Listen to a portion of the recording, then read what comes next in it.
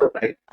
Rajasthan is available with us. As we already said, he frequently used to score close to 130. At 1 year, he even scored 140 in prelims. That year, it even helped him even to get the. He already got 4 jobs. For most of you, it might give a shock, but when he got the Indian Forest Service, that time still he is in job. By doing job, he cracked Indian Forest Service. And that to hear, most of us know when it comes to prelims, we think that even just to clear civil services prelims, it's a big task. But frequently he used to clear forest service. The year I met him, that he cleared prelims, he didn't even write UPSC civil main. He was because he's that much sure about his main. He is forest service main. That made him to get the interview. Even when he got the interview, that time also discussed related, and he got his rank. So if you have the level of confidence, you no need to bother about other things. Usually, when we clear prelims, we just think of UPSC main, just civil services main. He didn't write civil services main. Even I shocked that time because that's the kind of confidence he got with respect to his service. Even I felt shocked. Even till date, I didn't share this with. And the most interesting aspect I already told you, he's doing all these things by doing one or the other job, not just by sitting idle at one place and preparing for hour and hour and hour. So this experience, I feel, will be very much helpful for both the aspirants who just started their preparation. At the same time, those aspirants who are already going through the preparation, those who are watching both online and offline, this session will be very much helpful. That's what we feel. Why? Because we already made Raju sir to interact with the students earlier on. So we got the feedback. Why? Because next time when you start listening to him, the way he systematically arranges the things, if you just see the people, you'll get to know the kind of things he will be sharing. So we expect this particular information will be very much helpful for those who are especially preparing for the current preliminary examination for the year 2026. So with that jobs he did, the first job, he in the year 2015 he worked as senior section engineer in Indian Rail. Then in 2017 in metal scrap trade corporation. Next, EPFO. In EPFO, he got only 41 rank. In NABARD, that is in the year 2017. Then in 2021, he got NABARD. In NABARD also, he got only third rank. Then in 2022, he got IF. That means he never stayed at one place and just continuously prepared for the exam. This is what you need to understand. Continuously, he's doing one or the other job and he's prepared. So this must be an inspiration for most of the people. That's the point I would like to emphasize. I'm not saying that doing this many jobs is great or something, but it will be definitely great. Why? Because we're continuously doing job and still cracking the country's top service. So this we all must feel proud. So with that note, I'm welcoming Raju sir to share his experience, his strategy with you people so that it will be beneficial for you people also. Thank you. Everyone. It gives me immense pleasure to interact with you all. I to do this session for one reason because these are these are not going to be taught in any other course. Proved upon that, okay, and then consistently kind of marks which I'm going to show you. So next slide. Okay. So see, I'm calling this as my prelims journey, and the numbers will tell you the story. So that was the um, marks with which I was scoring. Okay, so just either I'm crossing the cutoff or it's just less than the cutoff. So then I have changed some certain things in my strategy, which helped me get scores. So in 2015, I was somewhere around 95. I missed the general cutoff by 12. For the same candidate, the very next year I scored 140. There's an instant jump of 24 marks. And next in 2017, 18, and 20, you can see the scores are somewhere around 124, 130, 120. Based upon the difficulty of the exam, my marks were always around 20 to 30 marks above the cutoff. So just to showcase what I have achieved. So in 2016, this was my mark sheet. 17, this was my mark sheet. 18, 920. So these are my marks. But though I am qualified for civil service means I did sit for, okay, because I am aiming only for the policy. So what I want to emphasize here is like getting these marks, it is not an okay. Lot of thought process went into it to get these kind of marks and achieve what I have. So what I want to emphasize here, getting these marks is repeatable, it is consistent, and the efforts are deliberate. So how did I achieve this? To break down a few things. So how am I able to build this kind of consistency? That is one. Second, what kind of habits did I get? I think the screen is visible to everyone. So I am going to break this into some 7 core principles, okay, which are key to my success. So the first thing is like understand this. This is the most important thing where the candidates will fail. Prelims is not a test of knowledge. It's a test of ability. You may study 20 to 30 books. Okay, your entire notes will be filled with highlighters. Okay, you can keep preparing the notes, but it is of no use unless you apply it. Okay. So the first one and second principle are linked to each other. Okay, so you can read this, underline everything, memorize data, but if you don't apply, it is of no use. So I'll before going to second principle that your preparation becomes real only when you test it. Correct? I mean, see, generally I see every year my own friends, for that matter, they used to enroll in prelims test series, attempted it, saying that they will keep dilly-dallying, saying that my preparation has not finished. I am yet to complete the syllabus.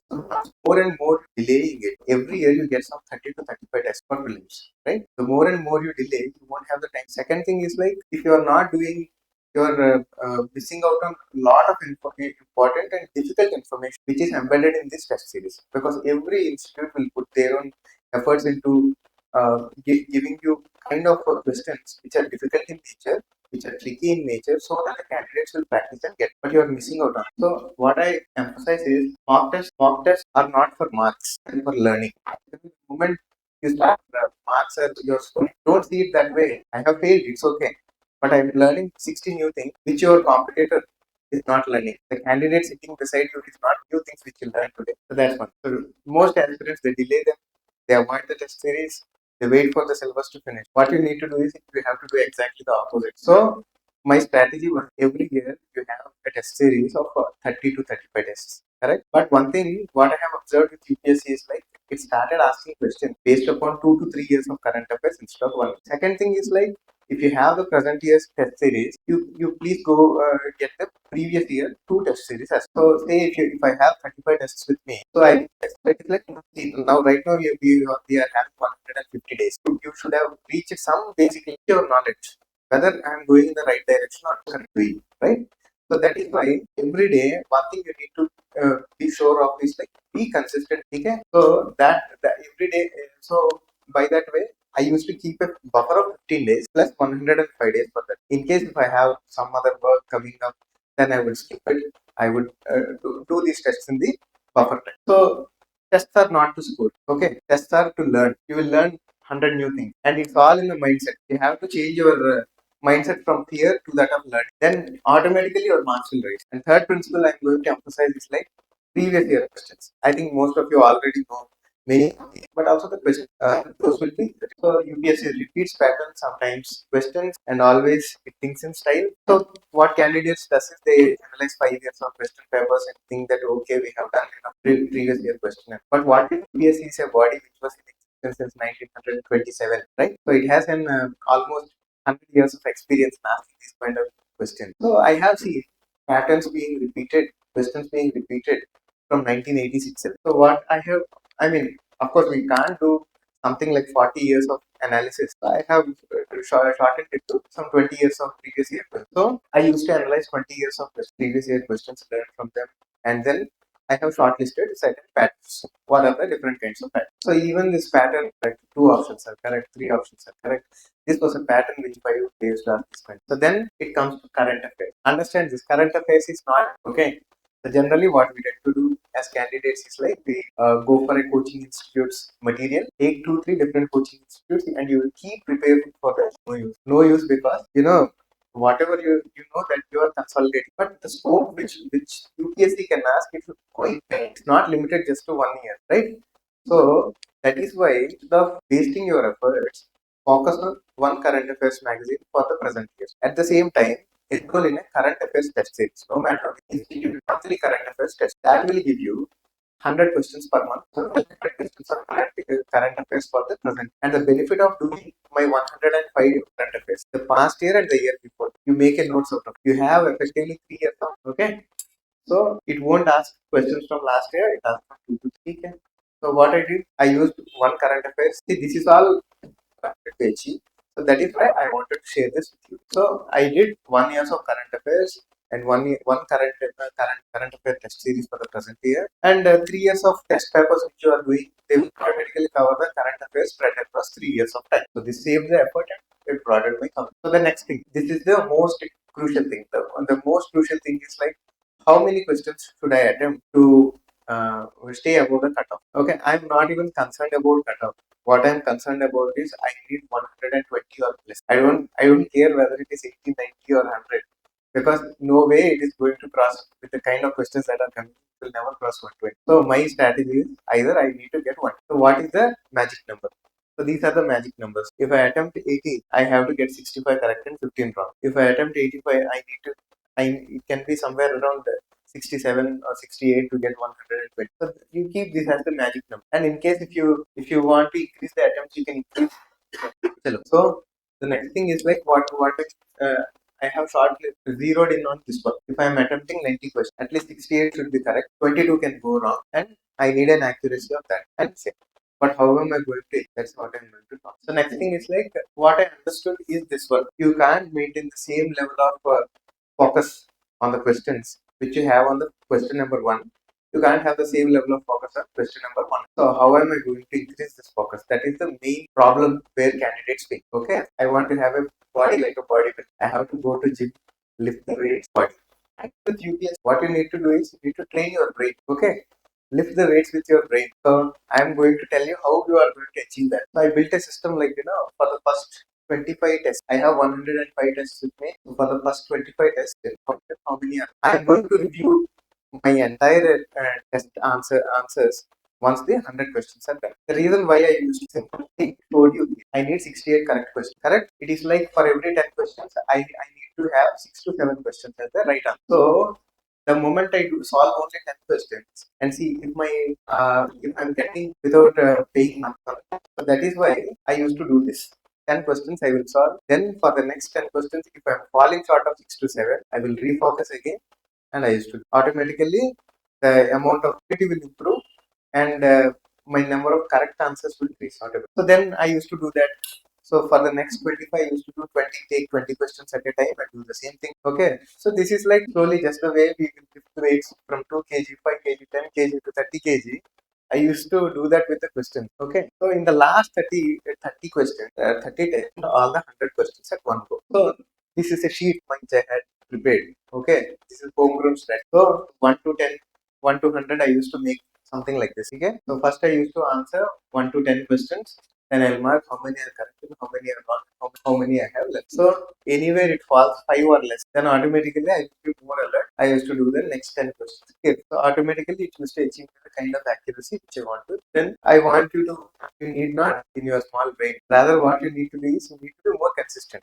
Be consistent with the test. Once you have decided this is the way I am going to do, be consistent with that. You will achieve the results which you want to. Okay. So there is this 1% principle. If you are going to improve 1% every day, by the end of the year, you would have improved almost by 99 times better than what you were on the day one. But at the same time, you are going to go back, but the depreciation is quite less. 1% increase is quite more. You need to understand. So what I want to say is this: I know you need not have to be exceptional to achieve. What you need to do is like trust in the system and believe it.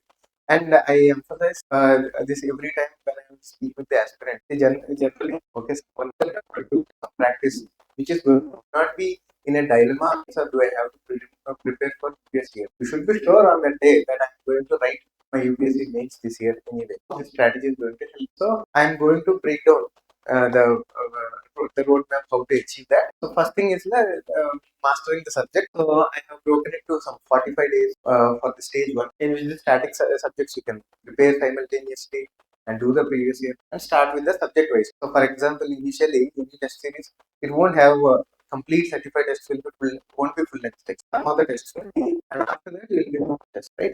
So then the full length test practice you can do in the stage two. Okay, full length test. So that is why I used to segregate the tests, like quality tests from past 3 years, segregate it.